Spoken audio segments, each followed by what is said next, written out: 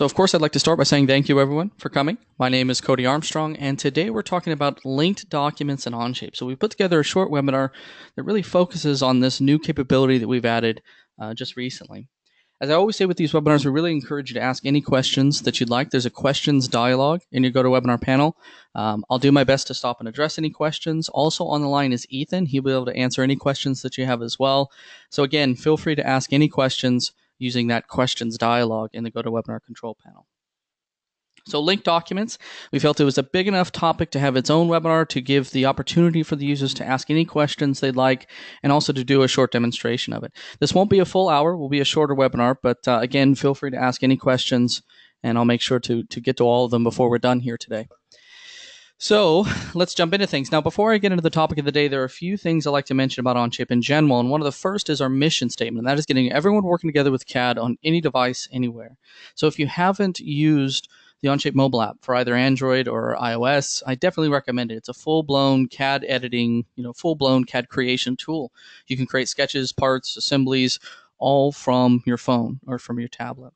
But there's also another element of that, and that is, of course, working collaboratively, working together. So with Onshape, you also have the ability to not just work from a mobile device or from any browser, but also from work with another person live and watch things update live and in real time. So again, our goal with Onshape, everyone working together with CAD on any device, anywhere. Now, the other thing I like to point out about Onshape is we do consider ourselves professional 3D CAD, and when you think of that, it's generally parts, assemblies, and of course drawings. And we do have all three major pieces that make up any professional 3D CAD system. There are some things, however, that really set Onshape apart, and one of the first that I always like to point out is its frequent updates. With Onshape, you're going to see roughly every 3 weeks new capabilities being added. Updates to Onshape happen all the time, and the neat thing about them is they're totally transparent to the end user. You log in and new capabilities there. You don't have to download, install, or update. Now, the other element of this is it also allows us to add new capabilities and really have them go under the radar, so to speak. And linked documents is a great example of this. Linked documents was probably one of our biggest limitations when we first launched. And it's something nearly every user asked for. Well, it was added, and many users still aren't aware of it up to this point. So we wanted to create a webinar trying to show how it works and go into more detail. Now, a question that's popped up and that is timing for sheet metal. And this is something that we get asked very often. I would say right now, sheet metal is our number one priority. I don't have a specific timeline for you yet, but know that it's our most active job, most active task right now, and we're working on it as we speak. We don't generally release a specific timeline only because we want to release it when it's ready, but know that it's probably our biggest priority at this point. So, as I mentioned, frequent updates with Onshape. That means new capabilities. Sheet metal will be added as an update, hopefully soon. So you're going to see new capabilities added, and it's easy to miss them just because of they're so frequent. The other thing I like to point out is with Onshape comes built-in version control. So if you're used to a traditional file-based system, you maybe have had experience or had exposure to a PDM system, a data management system, and that is simply a software that manages files and manages revisions and things like that. With Onshape, we don't have the concept of files, and we have version controls built into the core functionality, both through history and the ability to create versions, which we're going to talk about here today. So built-in version control comes with Onshape. Also, the ability to read and write common CAD formats. So if you are familiar with other CAD applications, if you have a library of CAD data in other applications, you can import and export many common CAD formats that are out there. STEP, IGES, Parasolid, SolidWorks, Creo, CATIA, Inventor. There's a whole list of formats that are supported. So definitely check that out. It's worth considering because, again, you can use Onshape alongside an existing CAD application. You can reuse all that CAD data that you've been building up over the years. The last thing I want to mention is entirely new methods of collaboration. If you haven't shared your document yet, I definitely recommend it. You can collaborate with others in real time. You can always see the latest. No matter how many users have been making changes, the latest is always available to you. So new methods of collaboration, including things like tagging features with comments and seeing each other's screen in real time using follow mode. Now, enough on Onshape in general. What I'd like to get into is, of course, what we're going to talk about here today. And the big thing, as I mentioned, it's really actually pretty simple to explain, is linked documents. And it's probably one of the biggest improvements that we've made to Onshape since launch. And it is one of those things that nearly every user has requested. And it's, again, a very simple thing to walk through, but on our end, it took a lot of work to make sure that it worked correctly. So the big thing with linked documents, and we're going to spend some time on it, is creating a version. That's the first step in using linked documents, is creating versions. And then we're going to walk through browsing for the linked documents and a few examples where you might use this. And these are just a few that we think are going to be the most common. Now, one question that I've gotten before and that has popped up in the past is, are we going to talk about sharing with a link? And that's just a common misconception. We're not going to be covering sharing your document with a link, although I can show you that later. That's just a simple switch in the share dialog. So I will show you that briefly. But what we're going to focus on today is inserting linked documents, documents from others into the current. As I always say with these webinars, again, ask any questions you'd like. I'll do my best to stop and make sure that all of them are addressed before I move on too far. Okay, so let's jump into things. Now, what exactly are linked documents? And it's a pretty simple explanation. You want to be able to insert parts or assemblies or other files, and we'll get to this, from one document into another. And so if you haven't used Onshape in a while, this was one of the big limitations. If I had, let's say, a certain part that I used in dozens of different projects, I had to have a copy of that tab in each document. That limitation is gone. With linked documents, you can insert parts or assemblies from other documents into the current document. And it means that you don't have to have everything in a single document. It allows you to organize in a more effective manner. And that's part of what I want to spend some time on here today.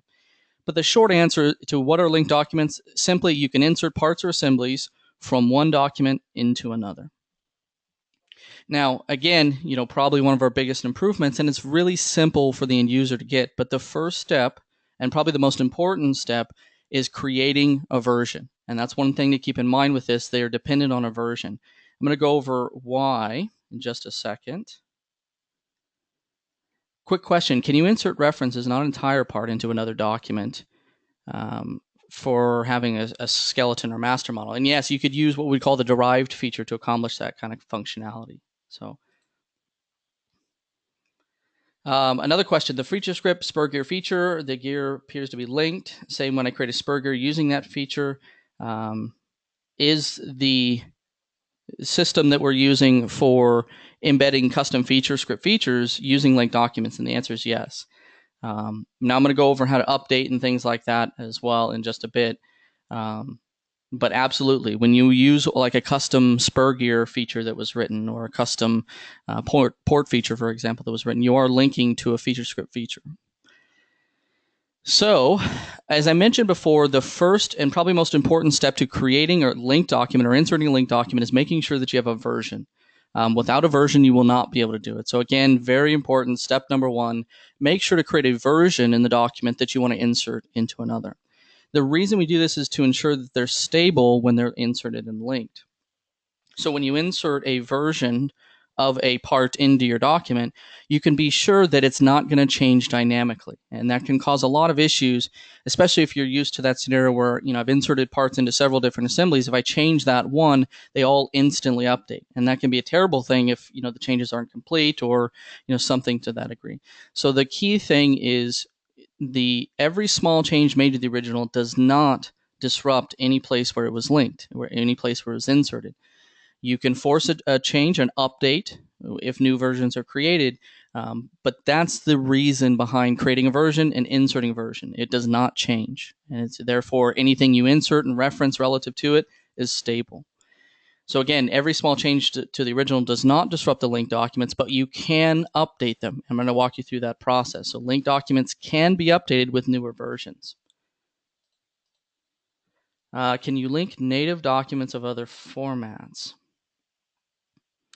You could absolutely import a SolidWorks file, for example, and insert that as a linked document in another project. Absolutely. Yeah. SolidWorks and Rhino, by the way, yes.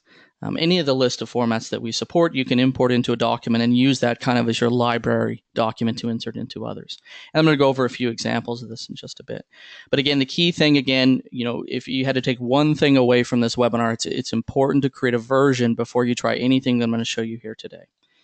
So let's jump into it. Enough slides. I want to get into actually inserting another part.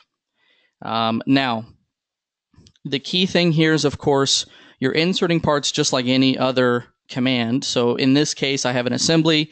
Let's say, for instance, I make a number of different pneumatic cylinders. And, there are a number of parts that are unique, like these blind caps and the barrel and things like this. These are unique parts, but it also has a number of shared parts, things that, we use in dozens of different assemblies. So it's a combination of unique parts and linked documents. So how do we handle this? Well, the key thing to keep in mind when you're talking about assemblies in particular is it's really no different than inserting a part from the current document. You'd select Insert, and the big difference, the key thing that was recently added is the Browse Documents option. Right? So you'll see this Browse Documents at the top, and I can browse through my document list. You can search through the document, you can view public, go through all the various filters that you have. These are the same filters, by the way, that are on the documents page, but it makes it easy for me to browse and find the document that I'm looking for. You can either search for it or just browse through it through your list. Now, the key thing, of course, is now I have to find, okay, what document do I want to insert parts from, or parts or assemblies, by the way. And so in my case, I have this document called standard parts. I'm going to jump out of this real quickly. And this is the standard parts document.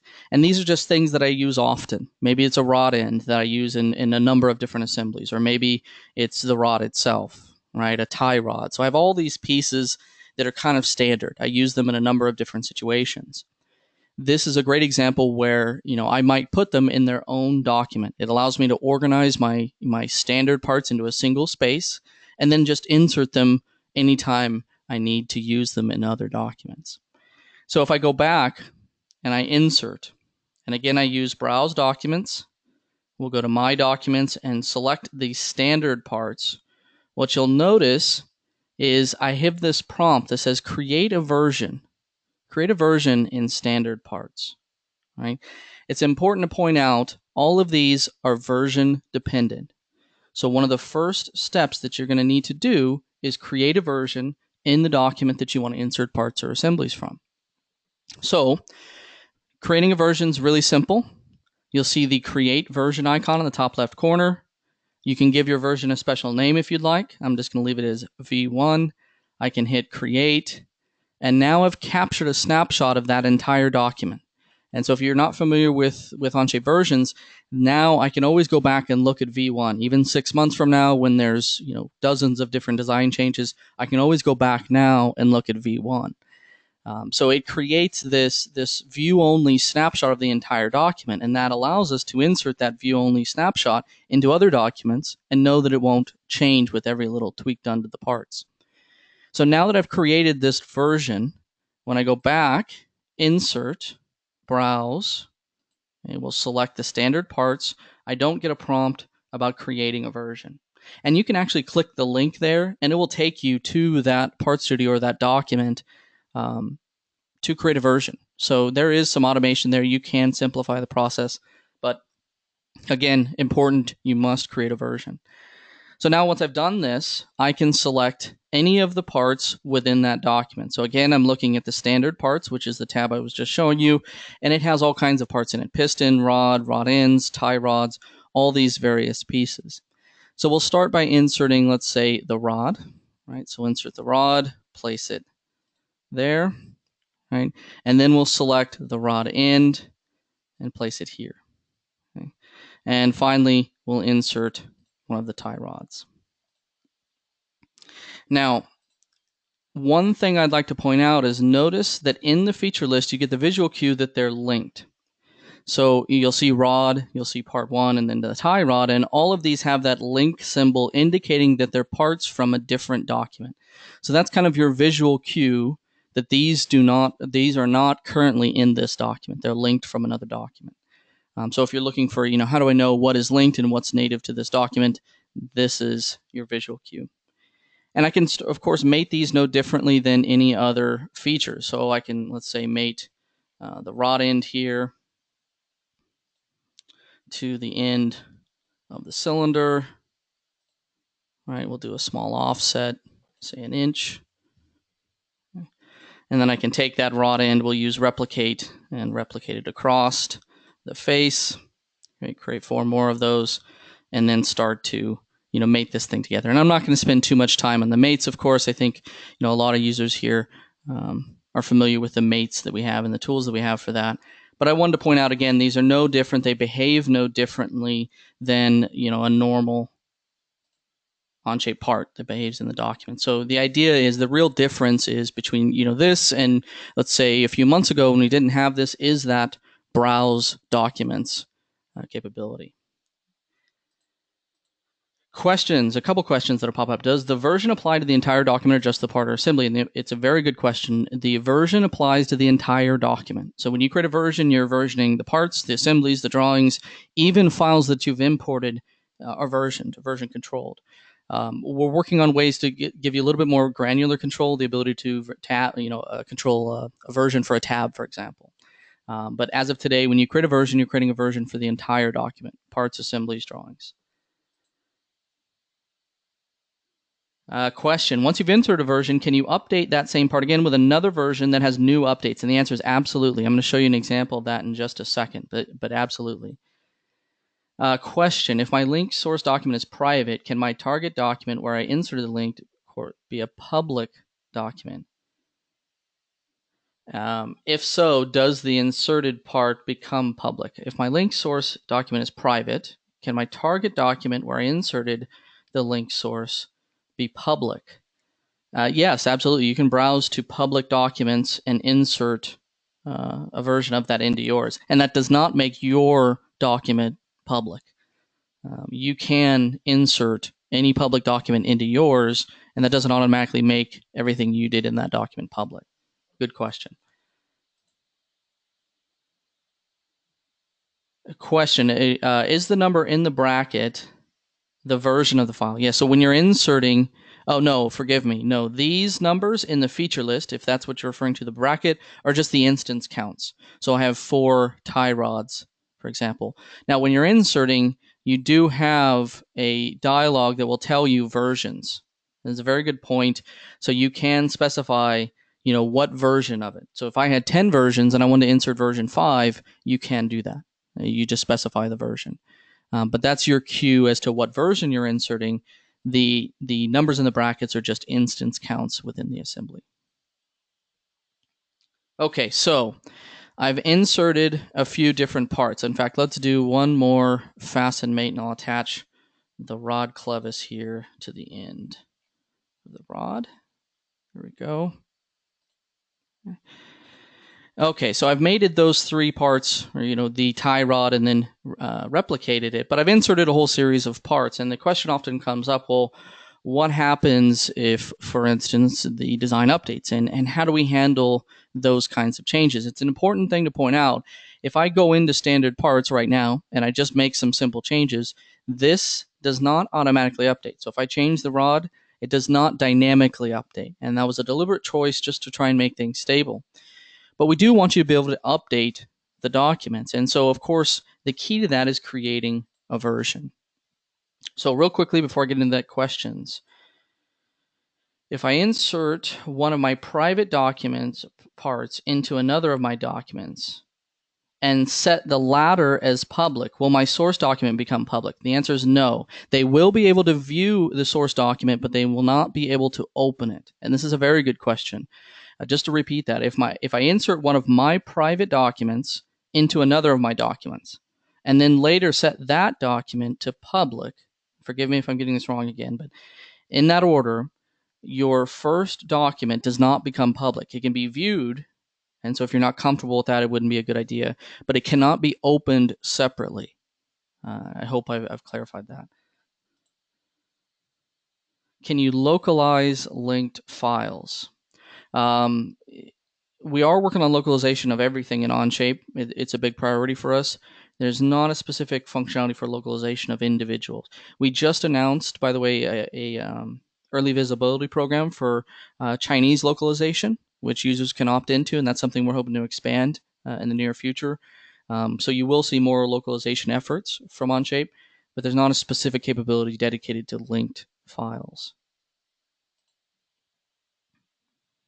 Do the versions of different parts are automatically interlinked maintain design intent?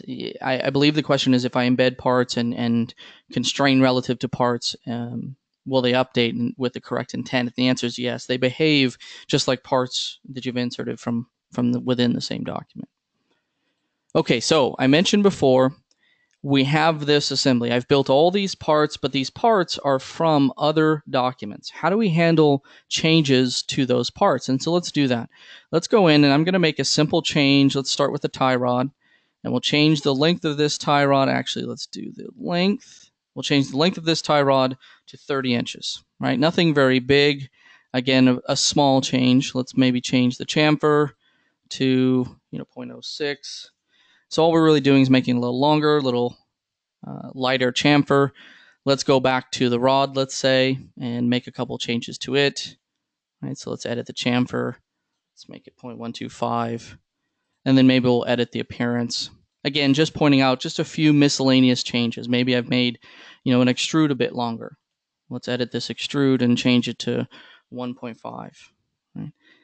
So maybe revision B has come along. We've decided we needed to make a whole series of changes, right? So let's change this feature, and let's do this. Let's change sketch 2 and make it 1 inch wide. Okay, so I'm making the gap wider in the rod clevis. It was 3/4 inch, now it's 1 inch. So I've made all these various changes to my part, and I'm ready to take these changes, and I want to update all the parts that are here. Notice they did not update, right, dynamically. As I mentioned before, they're staying the same. So if I did a measure, for instance, between these two rod clevis faces, it's still 0.75. I just changed that a moment ago. So I want to push the changes that I made in this tab or this document. I want to push those changes to any place where they've been inserted. The key thing is, again, creating a version. So I'll go to create version, and this time we'll create version 2. So a moment ago I showed you how to create version 1. Now we've created version 2. I click create, and now when I go back, you'll notice all the little link icons indicate that a newer version is available. When you highlight, it gives you a tooltip saying newer version available. So this is kind of your visual cue that a newer version of these documents is available to you. Now, this still doesn't automatically update, so you do not have to update your design. And that's an important thing to point out. If you're fine with the way things sit, you do not have to update. It does not update dynamically. Your model remains stable. But of course, if you have new versions, you'll eventually want to update that design, and that can be done very easily. So I can right-click, and you'll see an option to update the linked document. Now, I also want to point out there's an open linked document. This is the option you lose in the example we were talking about a moment ago, where I make my design public with another model that's private. You lose the ability to open it, but it would still be visible in the graphics. But I can update the linked document, and I can open the linked document. That will take me to that document itself. Now, a frequently asked question, especially when you have dozens of parts in your assembly, is what if I want to update all at once? Do I need to right-click them one at a time? And the answer is no. You can shift-select all of them at once and do a right-click and update the linked document. Now, it's important to point out, I can do something like a selective update. So let's say I had dozens of different documents where I was inserting parts from all these different documents. I can say, no, I want to choose this one and not these. I can go through a list and update selectively the documents that I want. Now, in my case, it's just the standard parts, and you'll get a little visual cue. V1 update to V2. It assumes that you want to update to the latest. So I inserted V1, but if I was already at V4, it would jump to that. It would assume that I wanted to go to the latest. That's another example where I could do a selective update and decide, no, I want to do version 3, for example. So you don't always have to update to the latest, but that is an option. It's going to assume by default, at least, that that's what you want. But you can selectively say, I want to update to this version. But that's really it. You hit update, and it updates everything in the document. Right? You can update all, and now you'll see part color has changed. Now I have this gray rod clevis. Do a quick measure here, and now you'll see the distance between those faces is 1 inch, which was one of the changes I made. So again, just trying to highlight, that you can manage those updates, and you can make changes and have everything update by a right click. So quick comment, just got to think this through, but I think the ability to control by part or assembly is important, and you're absolutely right. What we want is the ability to give you more granular control over how what pieces of a document you share, or version control. As of today, you would need to create independent documents if I wanted to allow a person to access it or not, within the document. So it's important to point out we are working on that, something that allows you a little bit more control over individual parts or assemblies within the one document. Can you link live spreadsheets? Can you link live spreadsheets? There's no native spreadsheet editing tools built into Onshape. There is a BOM tool, for instance, that will link to your assembly. It's written by our own Lou Gallo that allows you to create stuff like that. So you can create bills of materials that are linked to the assembly in something like Google Sheets using that app in the App Store. So forgive me if I'm not answering the question, but it wouldn't be a tab. It would just be a Google Sheet that's linked dynamically to your assembly. Okay, so when I insert a derived part from another platform, like step files from online videos, they usually don't have make connectors. What's the best way to position a make connector? A bit of a tangent, but make connectors are by default going to attach to any points in the geometry. So if I select a make connector command, you'll see all these various points. As a last case, worst case scenario, you can absolutely create a piece of geometry and attach a make connector to it. So if you have no other solution there, the easy points aren't the ones you want, create a reference, a sketch point, for example, and attach your make connector to that. So there are some solutions if the default make connector points aren't the ones you're looking for. But you should get, most common geometry references appear there.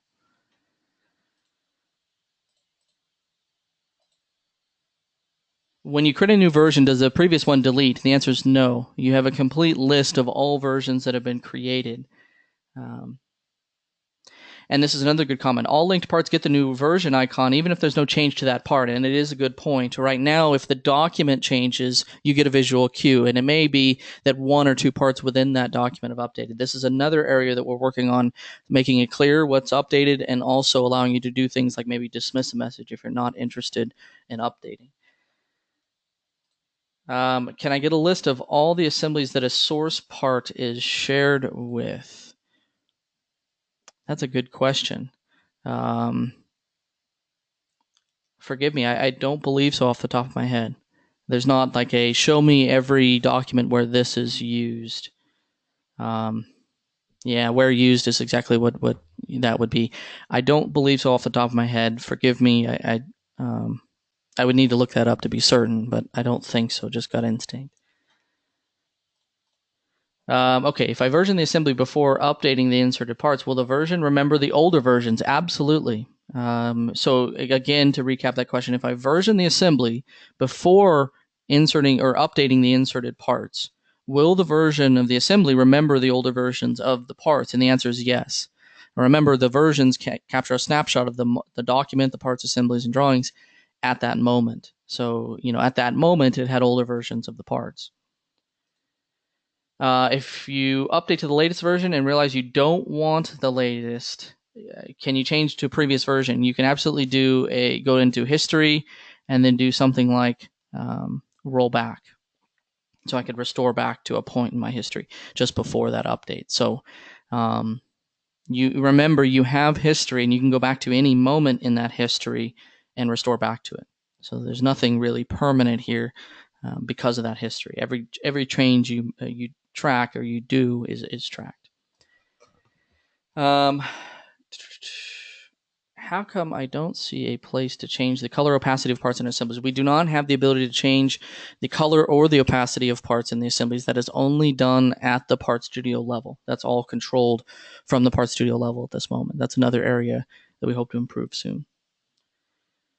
Okay, so I mentioned before, that you can update your parts, of course, when they're inserted in other documents. The key to it is, of course, creating the version so that the version can be updated any place where that linked document was inserted. Now, the other example I like to show with this is standard hardware. I think a lot of users out there, have a library, so to speak, of standard hardware that they use. And this is another great example where I can create a document for that. So let's insert, and again, I'll browse. And we'll go to My Documents. This time I'll go to the Standard Hardware document. And in this document, I have just a lot of standard nuts, bolts, and washers. I don't have to do a search or filter through it. I can say, okay, I want, a 1/4 or 3/4 inch hex nut, and I'll insert it. Okay. And this is another example where I'm inserting this hex nut from a whole different document. If I jump into that document, this is my standard hardware. And it's very similar to the standard parts example I was giving you, where you can just download. These are all from Trace Parts, by the way. I just downloaded all these into this one document. And so I put all the hardware commonly used in the same document. Then when I go into my assemblies where I need them, I just browse to that standard hardware document. All right, and then I can do something like, we'll do a simple fasten to the end here. And then maybe I'll replicate that across the whole thing.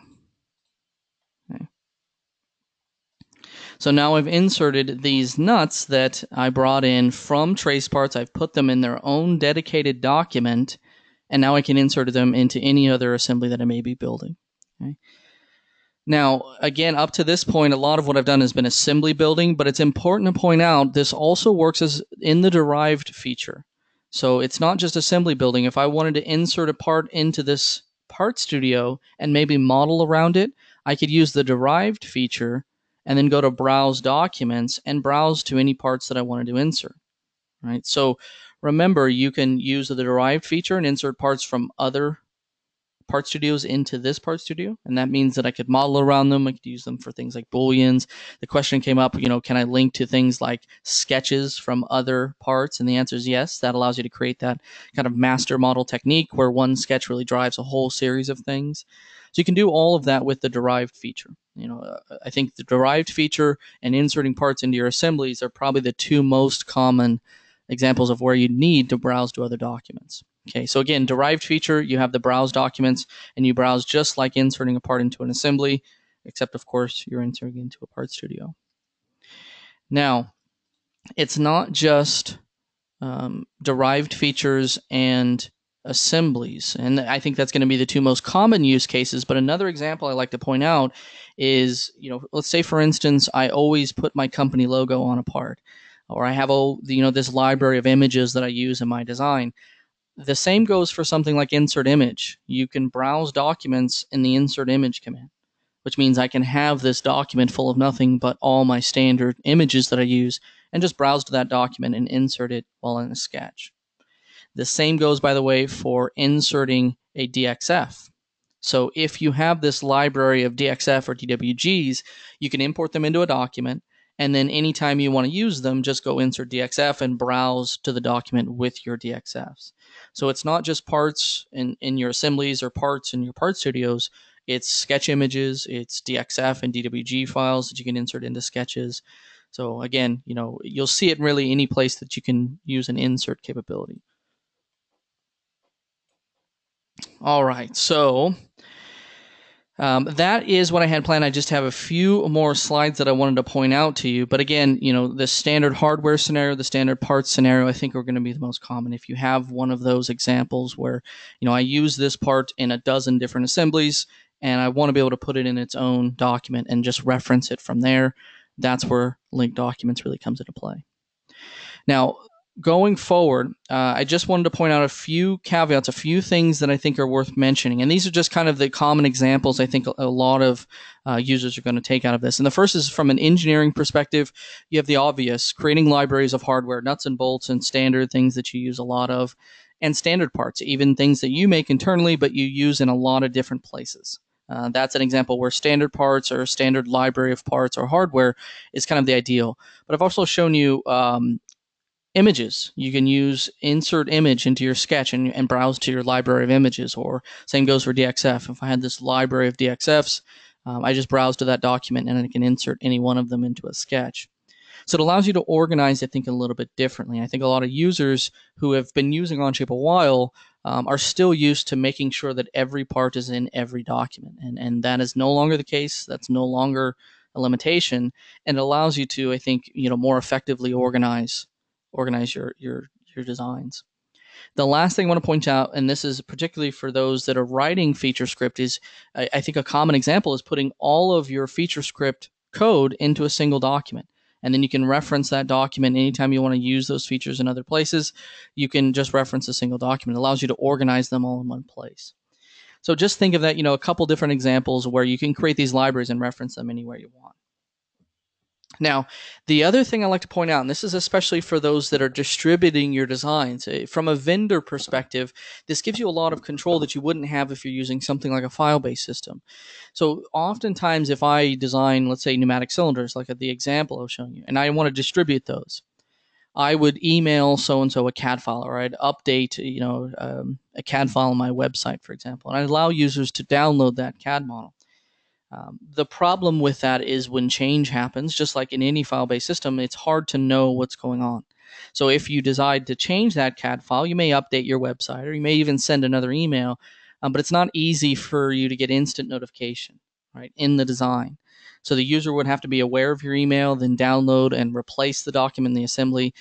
I think for a vendor, this is a really unique scenario. Think of those scenarios where I'm distributing this cylinder, and then 6 months from now, we have revision B of this cylinder. And I want to allow all my customers that have this cylinder, that the CAD design, I want them to know there's a new version available. And I want to give them an easy way to update to that new version. Again, with Onshape, they can just right-click, update. Right? And so from a vendor perspective, it allows me to have this one true version of the document, allow anyone access to it, and they all get notifications when something is changed. So I think if you're a vendor dealing with customers and you're distributing your CAD models, this really offers you a unique advantage that's definitely worth considering. The customers are very much aware of it. It's easy for them to see, right? The little blue icons indicate, customer XYZ has updated their model. Do I want to update it? And they don't have to, but they can, and it gives them an easy way to do it. So definitely something to consider if you're a vendor or if you're looking for a way to distribute your models, because it allows you to version control them and easily allow the people that have used them to update it. Okay. All right, so enough on that. The last thing I want to point out, and this is particularly for those that are sharing documents with the intention of allowing others to link to them. And this answers a few questions that have popped up from before. If I wanted to share my pneumatic cylinder and I want, the audience as a large to be able to use it, I need to share it with permissions that are can view, copy, and export as a minimum. I'm going to jump into the share permissions and show you those in a second. If you share with someone with can view only permissions, they cannot insert that as a linked document. And it's important to point out this is only if you're sharing. You don't have to worry about this if you're just going between your own documents. But if you want to share a document, or if you're relying on someone that's sharing a document with you and you need to link it, you need to insert it as linked, it needs to be shared with can view, copy, and export permissions as a minimum. Can view is not enough. So very important point. So let's jump into that. I know there are a few questions, so bear with me. I mentioned before sharing. There's a big share dialog in the top right corner. If I want to allow, for instance, my customer to use this design in their own design, I need to make sure that I specify at minimum can view, copy, and export. If I give them just the can view permission, it does not allow them to insert it into their document. Okay, so very important point, can view, copy, and export, or any of the permissions above that, right? Anything higher. So you just enter their email address, define can view, copy, and export, and now they can insert that document into their own. Now, another question, and this is just one that a lot of users ask, and especially with this topic, is can you share your document with nothing but a link? And the answer is yes. You can make link viewable and share this link with anyone and they can view your document. It's view only, of course. They can't make any changes. The neat thing is they don't need to have an Onshape account. They literally click a link and they're looking at the document. So can view, you can share your document with nothing but a link. A bit of it in an aside, but I got a few questions on that with regards to this topic. So again, the key thing, make sure can view, copy, and export or higher permissions are granted to the people that you want to be able to insert the documents. All right, so that is what I had planned. I'm going to stick around and answer all the questions, so forgive me. I know that there are a few left, but going forward, if you're just getting started with Onshape, we really encourage you to try Onshape in your professional work and let us know what you think. Try it in your professional environment and give us your feedback, your thoughts. There's a feedback tool that's actually built into the help menu. Feel free to give us any feedback that you have, whether it's a bug or just you want to give us your feedback. We really encourage it. Also, invite others and share. There's a share dialog in the top right. I mentioned it before. It's very easy to share your document, and you can give them very specific control over it. The last thing I want to mention is if you're interested in meeting local users or maybe interested in establishing a user group, we'd love to hear from you. We'd love to help you set things up. So I'm going to stick around and answer any questions. So please, if you have any unanswered questions, stick around. But that's it, everyone. Thank you and have a good day.